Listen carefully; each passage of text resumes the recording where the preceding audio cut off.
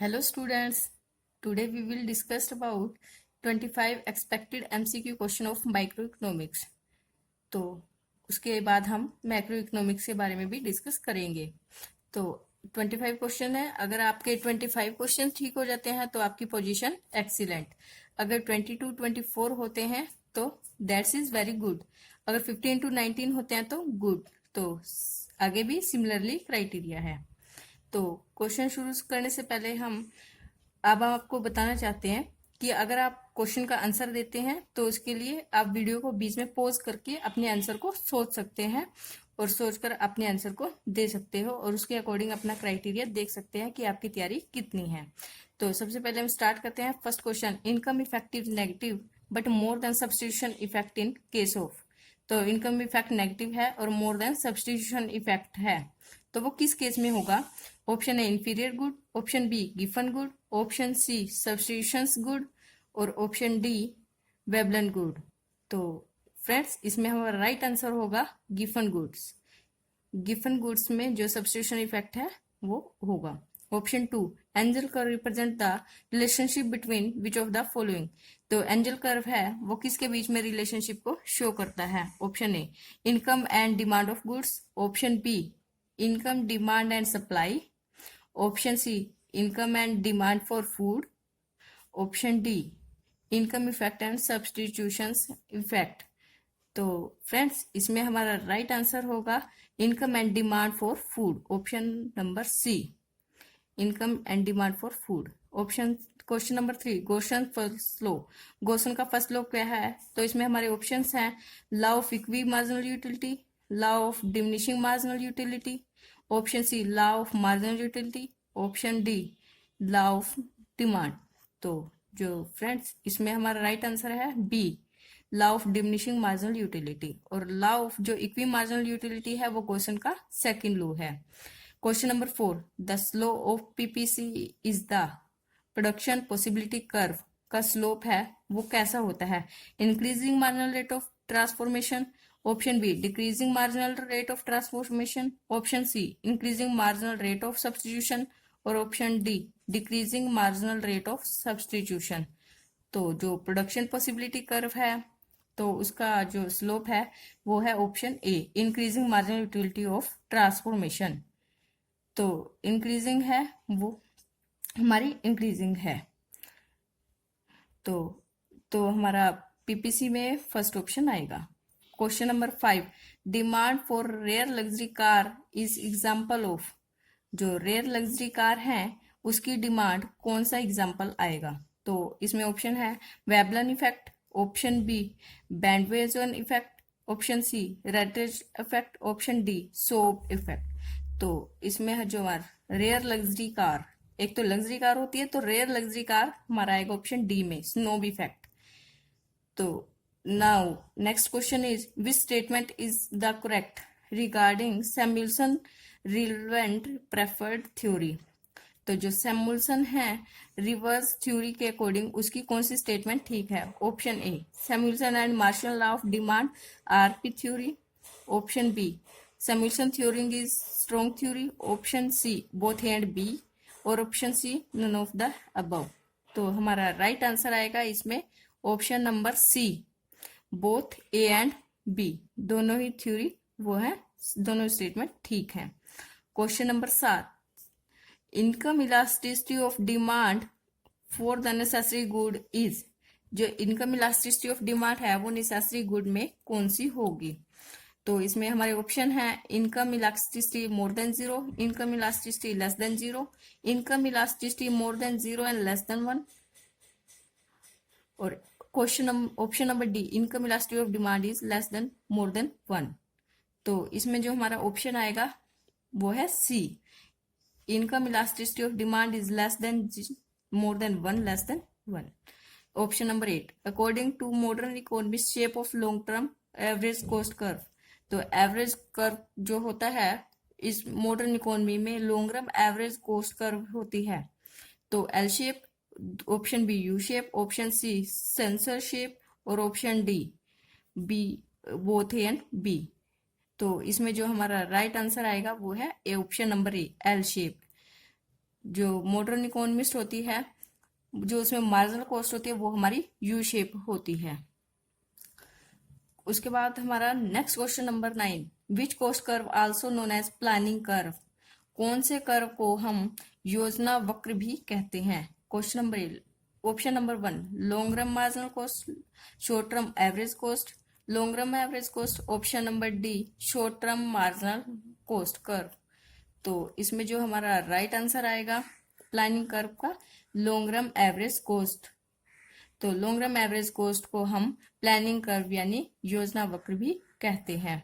उसके बाद question number 10, in of the contest of law of variable proportion what is correct at the point of inflection. Inflection के time पे जो inflection का point होता है उस पे जो variable law of variable proportion है उसका कंटेंट हमें बताना है। Option number 1 total product is maximum, option B average product is maximum, option C total product increasing at increasing rate, और option number D marginal product is maximum. तो इसके लिए हम इसमें देखेंगे जो हमारा लॉ ऑफ वेरिएबल प्रोपोर्शन है, जो वेरिएबल प्रोपोर्शन है उसका हम डायग्राम देखेंगे। तो इसमें हम आंसर खुद देखेंगे। तो इसमें आंसर आता है हमारा पॉइंट ऑफ इन्फ्लेक्शन पे ऑप्शन नंबर डी। तो जो पॉइंट ऑफ इन्फ्लेक्शन है उस पे जो है जो दोनों एवरेज और टोटल प्रोडक्ट है वो दोनों साथ ही डिक्रीजिंग हो रहे हैं, और वहीं पे जो मार्जिनल प्रोडक्ट है वो शो कर रहा है, वो मार्जिनल प्रोडक्ट मैक्सिमम है। Question number 11 law of diminishing return begin to operate when. जो लॉ ऑफ डिमिनिशिंग रिटर्न है वो कैसे ऑपरेट करना शुरू करता है? तो इसमें ऑप्शन 1 है marginal product begin to fall, option number B total product begin to fall, option C marginal product begin to rise, और option D total product begin to rise. तो इसमें हम वही डायग्राम देखेंगे, तो उसी के अकॉर्डिंग उसी में से हमारा क्वेश्चन निकल आता है। तो डिमिनिशिंग रिटर्न कैसे हमारी जो ऑपरेट होती है, तो उसमें marginal product begin to rise. तो फर्स्ट ऑप्शन इसमें सही है, जो मार्जिनल प्रोडक्ट है वो डिमिनिशिंग हो रहा है, और जो तो उसी के अकॉर्डिंग जो मार्जिनल प्रोडक्ट है वो हमारा डिमिनिशिंग होना शुरू हो जाता है। तो मार्जिनल प्रोडक्ट कर्व उसको हम ध्यान से देखेंगे और उसके अकॉर्डिंग हमारा आंसर आ जाता है। उसके बाद question number 12 which one is incorrect about Cobb Douglas production function. Cobb Douglas production function के अकॉर्डिंग इसमें गलत कथन कौन सा है? Option A it is linear and homogeneous production function, option B it was originally proposed by Knut Wicksell, option C sum of both alpha and beta component is equal to 2, और option D it represent share of factor income total income. तो इसमें हमने incorrect बताना है, तो इसमें हमारा जो राइट आंसर आएगा वो है option number C sum of both alpha and beta component is equal to 2, कि इनका जो सम होता है वो कभी भी इक्वल टू 2 नहीं होता, वो हमेशा डिफरेंट होता है। Question number 13 which economist is not related to, तो with constant elasticity of substitution CES function बताना है इसमें कि इससे रिलेटेड नहीं है। Option A Arrow, option B Minhas, option C Chenery, और ऑप्शन डी विक्सल। तो इसमें हमारा राइट आंसर आएगा विक्सल।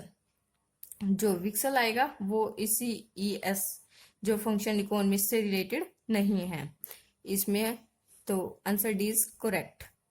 आगे आता है हमारा question number 14 in CS production function if value of beta substitution parameter is 0 तो then elasticity substitution will be. तो हमने जब बीटा हमारा 0 है तो इलास्टिसिटी ऑफ सब्स्टिट्यूशन हमने बताना है, तो हमारा वो क्या होगा? तो इसमें ऑप्शन 1 ए, ऑप्शन बी 0, ऑप्शन सी 0.5 और ऑप्शन डी 1.5। तो इसका हम देखेंगे कि इसमें हमारा जो 1, तो इसका जो आंसर है वो 1 आएगा। इसका हम फॉर्मूला भी देख लेते हैं, जो इसमें 1 डिवाइड बाय 1 प्लस बीटा। तो इसके अकॉर्डिंग अगर बीटा की वैल्यू 0 रख देंगे तो जो हमारा 1/1 करके जो हमारा आंसर आएगा वो है 1। Question number 15 in perfect competition profit is maximized where. तो प्रॉफिट मैक्सिमाइज हमारा कब होएगा? तो इसमें जो हमारे ऑप्शन दे रखे हैं, पहला है AR is equal to AC, option B MC is equal to MR, option C P is equal to MC, और option D both B and C. तो इसमें जो हमारा राइट आंसर होगा वो है C, price equal to marginal cost. जब हमारा प्राइस मार्जिनल कॉस्ट के बराबर होगा तब हमारा परफेक्ट कंपटीशन प्रॉफिट मैक्सिमाइज होगा। क्वेश्चन नंबर 16, करेक्ट आंसर बताना है हमें, लॉन्ग टर्म इक्विलिब्रियम में मोनोपोलिस्टिक मार्केट कैसी होगी। तो हमारी 3 स्टेटमेंट है इसमें। Firm earn only normal profit, firm statement 2 there is no entry on exit of firm, और statement 3 firm get super normal profit. तो इसमें हमारे ऑप्शन दे रखे हैं, only 1 is true, option B 1 and 2 are true, option C 1 and 3 are true, और option D 2 and 3 are true. तो इसमें जो हमारा राइट आंसर आएगा वो है, तो जो राइट आंसर है वो है B, 1 and 2 are true, normal profit और entry and exit of the firm. Question number 17, in which condition of price discrimination consumer exploitation is maximum. जो प्राइस डिस्क्रिमिनेशन में कंज्यूमर एक्सप्लॉयटेशन कब सबसे ज्यादा होगा।